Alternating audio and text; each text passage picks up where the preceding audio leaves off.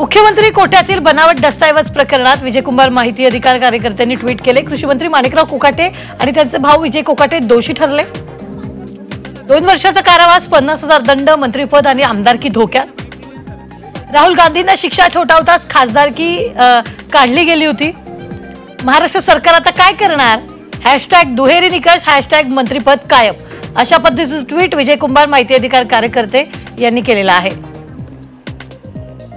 तर स्वतः विजयकुमार माहिती अधिकार कार्यकर्ते आपल्या बरोबर जोडले गेलेत। विजयजी, यावेळी कोकाटेला जामीन मंजूर झालाय। न्याय प्रक्रिया याच्यामध्ये जामीन मंजूर होणं वगैरे ह्या नियमित बाबी आहेत। त्याच्यामध्ये काही राहुल गांधी काही जेलमध्ये गेले नव्हते, ते जामीन वगैरे ह्या नियमित प्रकार आहे। परंतु ज्या विषयामध्ये त्यांना शिक्षा झाली ते एक भयानक आहे की जे 10% कोटा असतो, जे पत्रकार वगैरे गरीब लोकांसाठी राखीव असतो, त्याच्यामध्ये गफलत केल्याबद्दल त्यांना ही शिक्षा झाली आणि हा भयानक प्रकार आहे। मुळात मंत्री किंवा राजकीय नेते त्यांचे विषय हे शिक्षेपर्यंत येणं ही फार मोठी गोष्ट असते, कारण ते एवढं काही गोष्टी व्यवस्थित करतात, मॅनेज करतात की त्यांना कधी शिक्षा होत नाही। परंतु याच्यात शिक्षा झाली याचा अर्थ पुरावे वगैरे गंभीर आहे। त्यांना आता जामीन मिळाला असला तरी शिक्षा तर झालेली आहे। त्याच्यामुळे आता शासनाने जशी राहुल गांधींच्या विरोधात कारवाई केली तशी यांच्याही विरोधात तातडीने करतायत का हे बघितलं पाहिजे। खरं तर मंत्रिमंडळ खूप स्वच्छ असलं पाहिजे।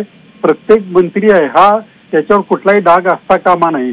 निदान डाग असला तरी त्याच्या बद्दल काहीतरी एक सहानुभूती सारखं वातावरण असलं पाहिजे, पण तसं याच्यामध्ये दिसत नाही। त्यामुळे आपलं मंत्रिमंडळ स्वच्छ आहे असं लोकांना पटवून द्यायचं असेल तर राज्य शासनाने मुख्यमंत्री देवेंद्र फडणवीस यांनी त्यांच्यावर तातडीने कारवाई करून मंत्रिपदावरून त्यांना बेदखल केलं पाहिजे। ही तुमची मागणी आहे का विजयजी?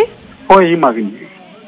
निश्चित धन्यवाद। विजयकुमार माहिती अधिकार कार्यकर्ते आपल्या बरोबर जोडले गेलेले होते। मात्र आताच्या क्षणाची ही सगळ्यात मोठी बातमी आपण पाहतोय। 50,000च्या जात मुसलक्यावर हा जामीन मंजूर झालेला आहे। नाशिक जिल्हा न्यायालयानं हा निर्णय दिलेला आहे। आताच्या क्षणाची ही मोठी बातमी आपण पाहतोय।